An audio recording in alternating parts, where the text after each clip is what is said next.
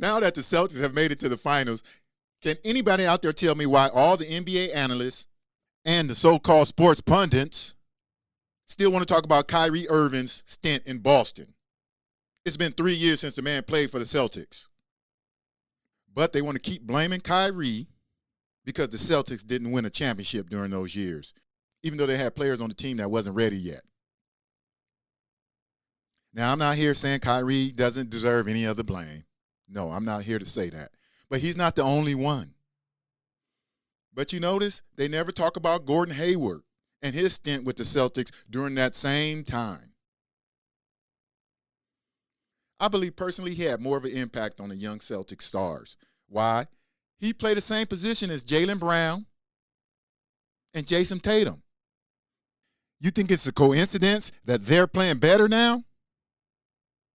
Now that Gordon Hayward is not there?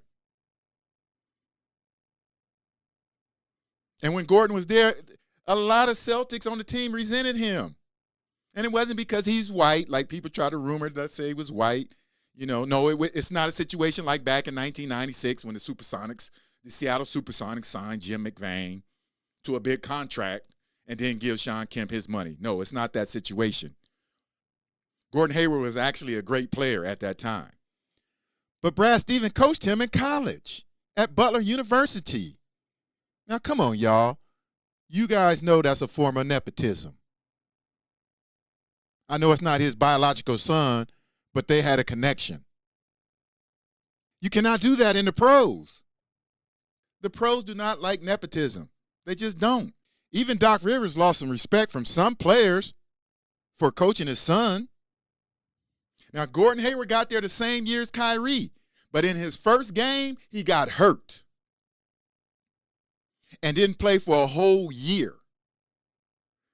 And see, when he came back, he wasn't the same Gordon Hayward. He was not himself. But the coach, Brad Stevens, kept playing him and playing him and playing him. And you could see the resentment growing on the team. And Kyrie was one of the players who expressed this behind the scenes. And somebody leaked it to the media. And ever since then, that's when the media turned on him. It wasn't because he said the earth was flat. It's because he went and said something about one of the good old boys. And don't forget that.